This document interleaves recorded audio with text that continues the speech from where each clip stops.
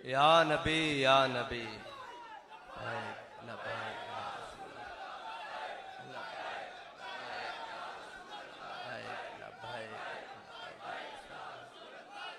तमाम अहबाब तशरीफ रखें, आप भी सब बैठ जाएं, सब बैठ जाएं, सब बैठ जाएं। अल्हम्दुलिल्लाह अल्हम्दुलिल्लाह नहमदुहु व नस्तईनुहु व नस्तगफिरुह व नऊज़ु बिल्लाहि मिन शुरूरि अनफुसिना व मिन सय्यिआति अमालिना। मन यहदिहिल्लाहु फला मुदिल्ल लहु व मन युद्लिलहु फला हादिय लहु। व नशहदु अन ला इलाहा इल्लल्लाहु वहदहु ला शरीका लहु व नशहदु अन्न सय्यदना व नबिय्यना व हबीबना व मौलाना मुहम्मदन अब्दुहु व रसूलुहु। अम्मा बाद फ़अऊज़ु बिल्लाहि मिनश शैतानिर रजीम। बिस्मिल्लाहिर रहमानिर रहीम। क़ाल अल्लाहु तबारक व तआला फ़िल क़ुरआनिल मजीद इन्नद्दीन इंदल्लाहिल इस्लाम। सदक़ल्लाहुल अज़ीम व सदक़ रसूलुहुन नबियुल करीमुल अमीन।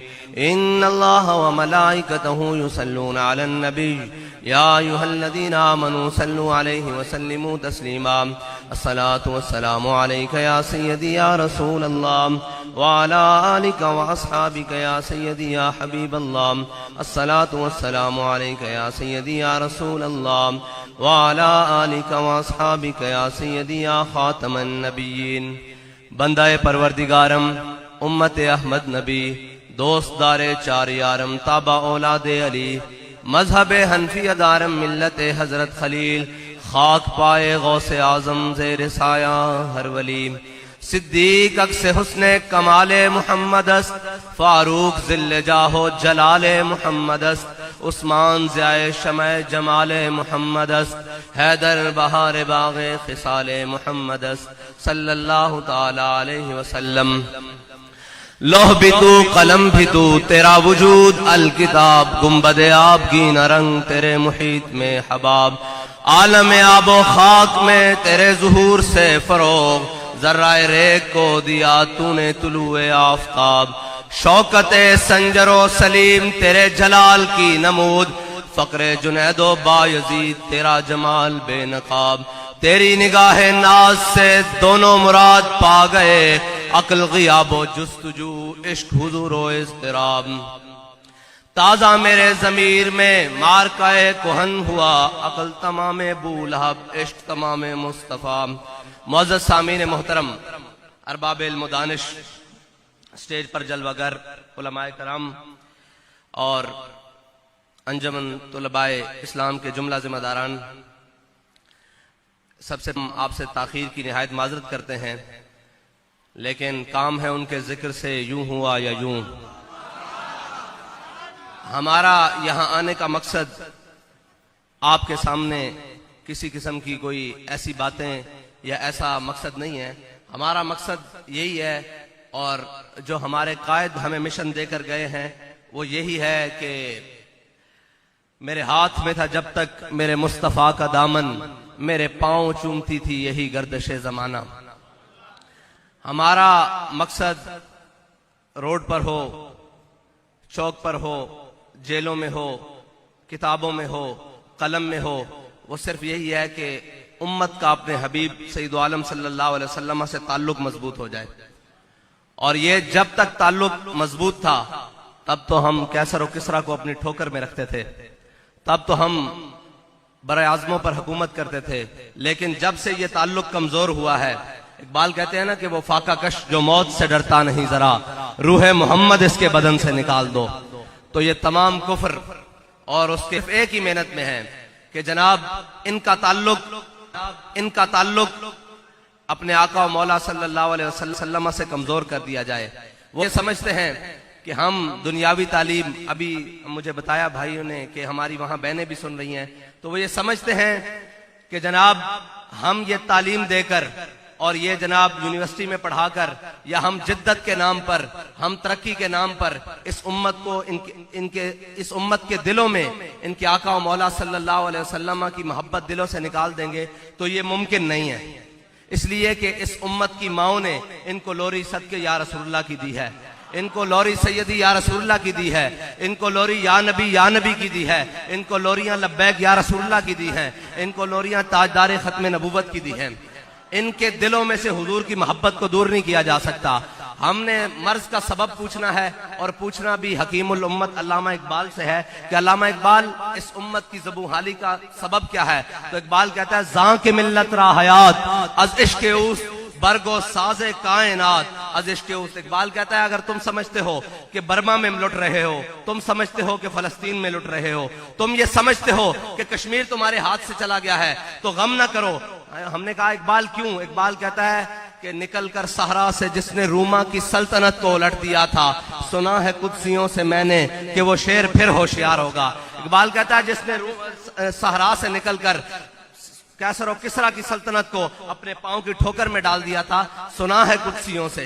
कहता है मैंने फरिश्तों को आपस में बातें करते हुए सुना है कि अभी हुजूर सैयद आलम सल्लल्लाहु अलैहि वसल्लम की उम्मत अपने हबीब से, अपने हबीब की मोहब्बत के दामन से पैवस्ता होने वाली है और फिर वही दोबारा निशात सानिया वाला माहौल पैदा होने वाला है। लेकिन उसके लिए हमें करना क्या है? उसके लिए हमें करना यह है कि हमने अपने आका और मौला सल्लल्लाहु अलैहि वसल्लम की मोहब्बत को अपने दिलों में रासिख करना है और पुख्ता करना है और इस अंदाज से पुख्ता करना है। इकबाल कहता है तेरी खाक में है अगर शरर, तेरी खाक में है अगर शरर तो ख्याल फक्रो गिना न कर। ये कभी नहीं सोचना कि जनाब हमारे पास वो ताकत आएगी, हम जनाब अमेरिका से कैसे लड़ सकते हैं, हम रशिया को कैसे आंखें दिखा सकते हैं, हम जनाब अपने दुश्मन भारत से बात नहीं कर सकते, हम जनाब पाकिस्तान जनाब इसके अंदर ये है। इकबाल कहता है नहीं, ये बात नहीं सोचनी। तेरी खाक में है अगर शरर तो ख्याल फक्रो गिना न कर कि जहां में है नाने शहीर पे मदार कुव्वत हैदरी। वो अल्लामा इकबाल ने उस वाक़े की तरफ इशारा किया है कि एक शख्स मस्जिद नबी में आया, मौला कायनात सैयदना अली उल मुर्तजा मस्जिद में बैठे हुए हैं, तो एक शख्स आके कहने लगा मैंने अली को मिलना है। तो आपने फरमाया मुझे अली कहते हैं। उसने कहा यह कैसे हो सकता है कि मस्जिद में बैठा हुआ शख्स एक खुश्क टुकड़े पानी के साथ खा रहा है, तो वो अली तो नहीं हो सकता। वो कहने लगा मैंने उस अली से मिलना है जिसने बाएं हाथ पे खैबर उठाया है, मैंने उस अली से मिलना है, मैंने उस अली से मिलना है जिसने अमर बिन अब्द वुद के 2 टुकड़े किए हैं, मैंने उस अली से मिलना है। मैं वो अली से नहीं मिलने आया कि जो जनाब यहाँ पे बैठ के क्या हो कि मैं खुश टुकड़े खा रहा हूँ। तो आपने फरमाया झल्लिया मैनू ही अली कहते हैं, ओए दीवाने मुझे अली कहते हैं, वो हमारी रूहानी पावर है, ये हमारी जिस्मानी पावर है। तो ये याद रखिएगा कि जब भी उम्मत के अंदर किसी भी मामले में अगर कोई कुव्वत आ सकती है तो वो एक ही तरीका है कि जब तक उनके दिलों में हुजूर की मोहब्बत रासिख नहीं हो जाती, जब तक उनके दिलों में हुजूर की मोहब्बत पुख्ता नहीं हो जाती, तब तक कोई मंजिल नहीं मिलने वाली, कोई मंजिल नहीं मिलने वाली। ना हम किसी मंजिल को पा सकते हैं, ना हम किसी निजाम के जरिए हम इस मुल्क अपने वतन अजीज में कोई बेहतरी ला सकते हैं। अगर कोई बेहतरी आ सकती है तो अल्लामा इकबाल से पूछते हैं अल्लामा इकबाल कैसे बेहतरी आ सकती है? अल्लामा इकबाल कहता है फक्र के हैं मौजज़ात ताजो सरीरो सिपा, फक्र है मीरों का मीर, फक्र है शाहों का शाह। अल्लामा इकबाल कहता है फक्र के अजब मौजज़ात हैं, ये जनाब कभी तख्त पर ले जाता है, कभी ताज में ले जाता है, कभी जनाब सिपाह में ले जाता है। इकबाल कैसे, ये कैसे होगा, ये कैसे मुमकिन है कि जिस उम्मत के बारे में, जिन लोगों कौम के बारे में लोग कहते हैं ये कभी नहीं उठ सकते, ये पाकिस्तानी कौम अब उस मईशत की दलदल में फंस चुकी है, ये कभी नहीं उठ सकती। इकबाल कहता है अगरचे ज़रबी हैं जहां में काजिल हाजात, जो फक्र से मुयस्सर है तवंगरी से नहीं, अगर जवां हो मेरी कौम के जसूर गयूज, कलंदरी मेरी कुछ कम सिकंदरी से नहीं।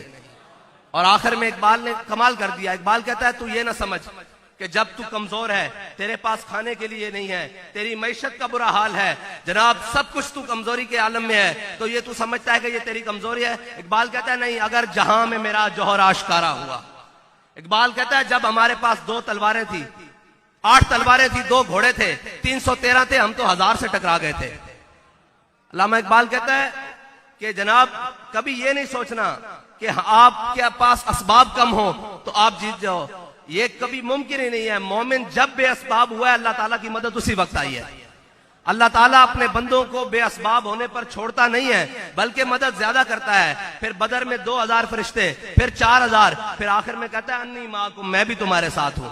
मसला यह है फिजाए बदर पैदा कर, पहले मैदान लगाना पड़ता है, पहले उन सारी चीजों से दामन छुड़ाना पड़ता है जो सारी चीजें हमें अल्लाह और उसके रसूल के दर से दूर लेकर जा रहे हैं। और जब हम उनसे दामन छुड़ाकर उस रास्ते पर आ जाएं जो रास्ता सीधा शाखे तूबा बरबस्तायम, जो सीधा रास्ता मदीना पाक की तरफ जाता है, जो सीधा रास्ता उस निजाम की तरफ जाता है जिस निजाम में उमर को भी पूछा जा सकता है जनाब ये कुर्ता कैसे बना है, वो निजाम की तरफ जिस निजाम में खातून उमर को खड़े होकर कह सकती हैं कि उमर तुम कौन होते हो हमारे हकमार मुकर्रर करने वाले। हमारे हकमार तो अल्लाह ताला ने हमें सोने और चांदी के पहाड़ दिए हैं। वो उमर जो सूरज को ऐसे देखे तो बेनूर हो जाए, लेकिन अल्लाह ताला का निजाम और हुजूर सैयद आलम सल्लल्लाहु अलैहि वसल्लम के दीन में इतनी बरकत है कि खातून वो उस हाकिम के सामने खड़ी होकर बात करती है, 36 लाख मुरब्बा मील का हुक्मरान जिसकी मर्जी के बगैर पता नहीं हिलता, खातून खड़ी होकर कहती है कि उमर कौन है हमारे हक मार मुकर्रर करने वाला। हमें तो अल्लाह और उसके रसूल ने सोने और चांदी के पहाड़ दिए हैं। तो हजरत उमर ने यह नहीं कहा कि आजादी इजहार राय छीन नहीं ली, सबसे ज्यादा आजादी इजहार राय इस्लाम देता है।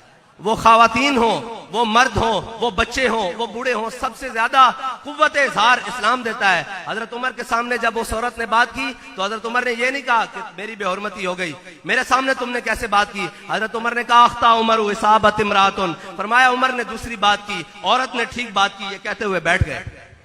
और तो ये है इस्लाम के हकूक। और हमने जिन माओं की गोदों में पले बड़े हैं ना, और इस्लाम के अंदर जिनकी तारीख में यह है कि हजरत इमाम अहमद बिन हंबल अपनी मसनद तदरीस पर बैठे हुए थे तो एक औरत ने पर्दे में से आवाज दी। उसने कहा इमाम साहब मैंने एक आपसे मसला पूछना है।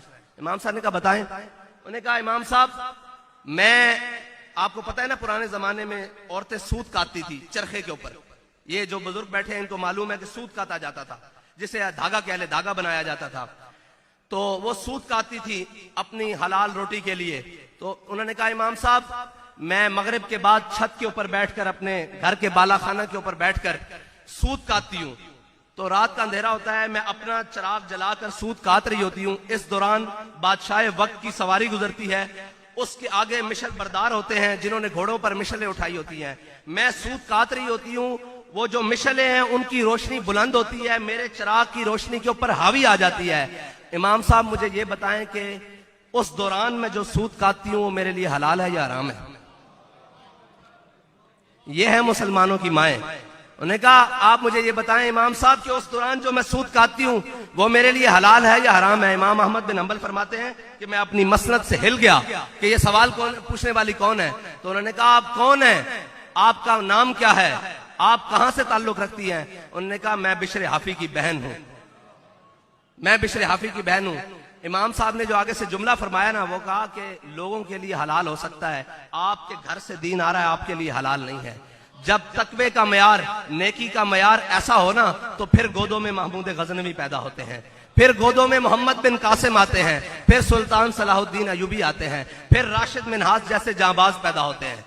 ऐसे मुमकिन नहीं है कि हम अपने अमाल को भी दुरुस्त ना करें और हम सिर्फ उनको तानाजनी करते रहें जो मसनद के ऊपर बैठे हुए हैं। ऐसे मुमकिन नहीं होगा। हमें पहले खुद उस सूरत में अमल करना पड़ेगा जो हमारे आका और मौला की सुन्नत है। फिर आप देखें कि ये जहान ही नहीं, दोनों जहान। अल्लामा इकबाल कहता है गंज हाय हर दो आलम रा कलीद, तेगे अयूबियो निगाहे बायजीद। इकबाल कहता है इस जमाने की नहीं, इस जहान की नहीं, मैं तुझे दोनों जहानों की कामयाबी का राज बताता हूँ। इकबाल क्या है, कहता है तेगे अयूबी, कहता है तलवार सुल्तान सलाहुद्दीन वाली और निगाह बायजीद बुस्तामी वाली। कहता है जब ये तुझे हासिल हो जाएगी ना तो फिर ये सारा जमाना तेरे आगे होगा।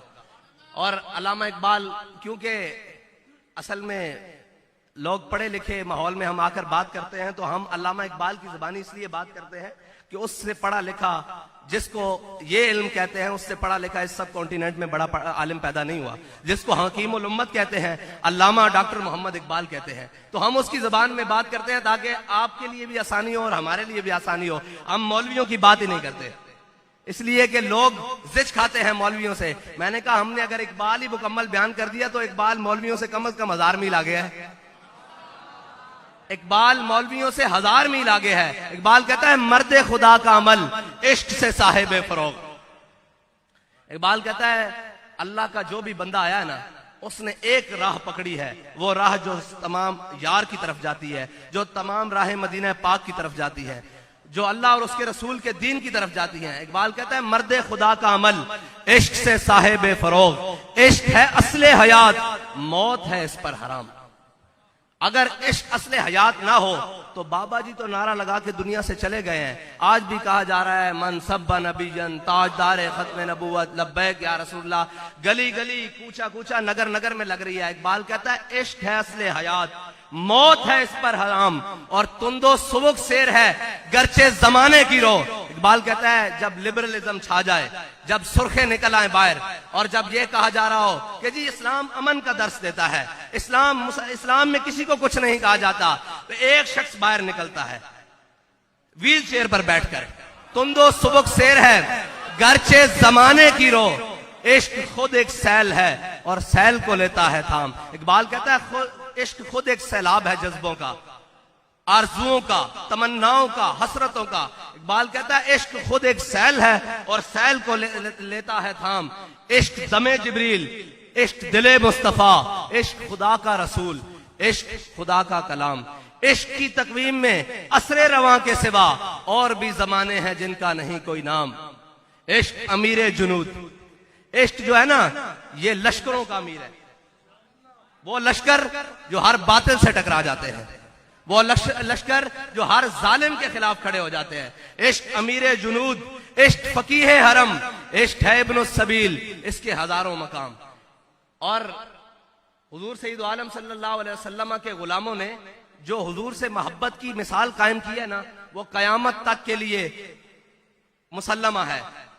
और हजरत बिलाल हबशी ने हुजूर सईद आलम सल्लल्लाहु अलैहि वसल्लम की शान में एक नात कही है। उस नात का एक मिसरा है, एक शेर है कि अरा बरा कन्नक करा कराई करी मन्नत दरा। ये हबशी जबान है, ये हबशा की जबान है, जिसको हजरत बिलाल हबशी की मादरी जबान कहा जाता है। तो इसका तर्जमा हजरत हसन ने किया है कि इजल मकारिमो फी आफाकिना इज़ा ज़ुकिरत वफीना बिका युदरबुल मसलू। या रसूलल्लाह कयामत तक जब बड़ी बड़ी बातें होंगी ना, जब बड़े बड़े कामों की बातें होंगी कि इस पूरी दुनिया में सच्चा कौन है, तो आपकी बरकत से सिद्दीक़ अकबर को पेश किया जाएगा। इस दुनिया में सबसे ज्यादा अदल किसने कायम किया, तो आपकी बरकत से हजरत उमर फारूक को पेश किया जाएगा। इस दुनिया में सबसे ज्यादा सखी कौन था, तो आपकी बरकत से उस्मान गनी को पेश किया जाएगा। और इस दुनिया में जनाब सबसे बहादुर और दलेर कौन था, आपकी बरकत से अली उल मुर्तजा को पेश किया जाएगा। और जब दुनिया में मिसाल पूछी जाएगी कि जालिम के खिलाफ लड़ना कैसे है, अपना सब कुछ कुर्बान करना कैसे है, तो आपकी बरकत से आपके नवासों हजरत इमाम हुसैन को पेश किया जाएगा। जब भी दुनिया में कोई बड़ी बात होगी कि जनाब इस बात के आगे हद नहीं है, जब ये पूछा जाएगा कि 60,000 के लश्कर में 60 बंदे लेकर जाने वाला कौन है, तो आपकी बरकत से खालिद बिन वलीद को पेश किया जाएगा। और जब ये पूछा जाएगा कि तमाम वो लोग जिन्होंने हमेशा दीन के नाम पर कौम को लूटा, मिल्लत को लूटा, और जनाब सियासत के नाम पर कौम के बखिए उधेड़ दिए, लेकिन जब हुजूर सईद आलम सल्लल्लाहु अलैहि वसल्लम की खत्म नबूवत के ऊपर मसला आया, तो पूछा जाएगा वो शख्स कौन था जिसने निकलकर तमाम अहले कुफर की आंखों में आंखें डालकर कहा कि सितम करे दरा, हुनर आजमाए, तू तीर आजमा, हम जिगर आजमाए। वो कौन था, तो आपकी बरकत से आपके गुलाम अल्लामा खादिम हुसैन रिजवी को पेश किया जाएगा।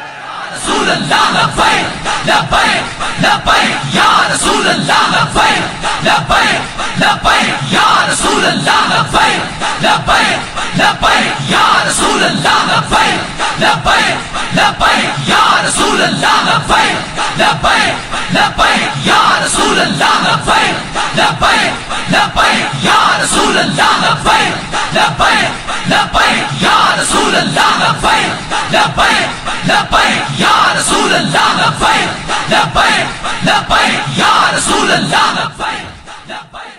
हुजूर सईद आलम सल्लल्लाहु अलैहि वसल्लम, हुजूर सईद आलम सल्लल्लाहु अलैहि वसल्लम से जो इश्क है ना, वो ना सोच समझ के करना है, ना जमा तफरीक से करना है, और ना अक्ल खिरत से करना है, उसको अन्ने वाह करना है। अब अन्ने वाह का तर्जुमा उर्दू में यह है कि बिन देखे, बिन सोचे, बिन जाने करना है। यही उम्मत का तरीका है और यही सहाबा कराम की सुन्नत है। मेरे आका और मौला सल्लल्लाहु अलैहि वसल्लम जब बदर की जानिब चले ना, ये मेरा पसंदीदा तरीन वाकया है जो मैं बचपन से सुनता आ रहा हूं, जिसने मेरे जज्बों को कम से कम जवान रखा। मैं हर महफिल में ये सुनाने की कोशिश करता हूँ इसलिए कि ये मेरा पसंदीदा है। मैं जब से बचपन में था तो बाबा जी हमें, मेरे वालिद साहब हमें ये सुनाया करते थे। हुजूर सैयद आलम सल्लल्लाहु अलैहि वसल्लम जब बदर में तशरीफ लेके जाने लगे ना, तो हुजूर ने अपने साहबा को जमा किया। हुजूर ने पूछा कि ऐ मेरे साहबा बताओ, जाना चाहिए कि नहीं, जाना चाहिए कि नहीं, जाना चाहिए। जब मेरे आका मौला ने तीसरी बार पूछा ना, तो हजरत साद बिन मुआज खड़े हो गए। फरमाया या रसूलल्लाह, हमसे पूछते हैं, सिल हिबाल मन शेता, वक्ता हिबाल मन शेता, सालिम मन शेता, आदे मन शेता, खुद में नम्बालना मा शेता, वादना मा शेता। या रसूलल्लाह, आप हमसे पूछते हैं बदर जाना चाहिए कि नहीं? बदर तो ये खड़ा है, आप हुक्म दे हम घोड़े समुद्रों में डाल देंगे, आप हुक्म दे हम कैसर और किसरा के साथ जंग लड़ेंगे। तो मेरे आका मौला सल्लल्लाहु अलैहि वसल्लम ने जब ये बात सुनी था, तो हुजूर सैयद आलम सल्लल्लाहु अलैहि वसल्लम का चेहरा जनाब खुशी से मजीद चमक उठा। वो तो चमक तुझसे पाते हैं सब पाने वाले, वो तो हमेशा जिनसे चमक पाते हैं, लेकिन हुजूर अपने गुलाम से खुश हुए। लेकिन अल्लामा इकबाल कहता है कि तारीख भी गवाह है कि मुसलमानों के पास 2 घोड़े थे, 8 तलवारें थी, तो उन्होंने कौन से घोड़े जो है वो समंदर में डालने थे। फिर इकबाल कहता है कि हर केश के मुस्तफा सामाने उस बहरो बर दरगोशाए दामाने उस। इकबाल कहता है जिसके दिल में हुजूर की मोहब्बत होती है ना, कायनात की सारी नेमतें उसकी जेब में मौजूद होती। हाँ, ये मोहब्बत रसूल को पुख्ता करने की बात है और उस उसूल पे चलने की बात है जिस उसूल में हमारे बड़ों ने चल के ये कहा कि महफिल कौनो मकामे सहरो शाम फिरे, लेके मोए तौहीद सिफते जाम फिरे, कहो में दश्त में लेके तेरा नाम फिरे। और रब भी जानता है कि कभी वो नाकाम फिरे, कभी नाकाम नहीं आए। इसलिए कि जब नीयत खालिस हो और इखलास पे बुनियाद हो, तो कभी अल्लाह ताला मोमिनों को अकेला नहीं छोड़ता, उसकी मदद आती है। यार हमने तो आते हुए देखी है, हम जैसे नाजो नेम में पलने वाले लोग, हमने तो जेल में भी बड़े मस्त होके गुजारा। कफस, वो उसकी वजह यह है कि कफस में भी रहा सफर शौक रवा हमारा, कफस में भी रहा सफर शौक रवा हमारा, और पसे दीवार जिंदा भी रहा जुनू जमा हमारा। ठीक है, तो इसलिए कि हमारे दिल में हमारे बाबा जी ने किसी का खौफ डाला ही नहीं। मोमिन होता ही वो है जो अपने रब के अलावा किसी से नहीं डरता, उसके दिल में अल्लाह के अलावा किसी का खौफ नहीं होता।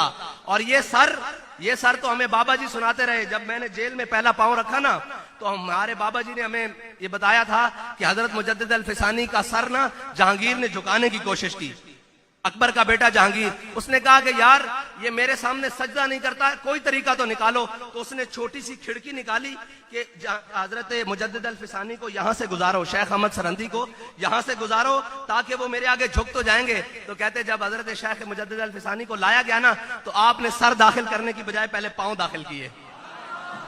फिर उसने पहलवान बुला लिए, उसने कई पहलवान बुलाए, कहा कि यार एक दफा तो बाबे का सर झुका दो, मेरे सामने सर झुक जाए।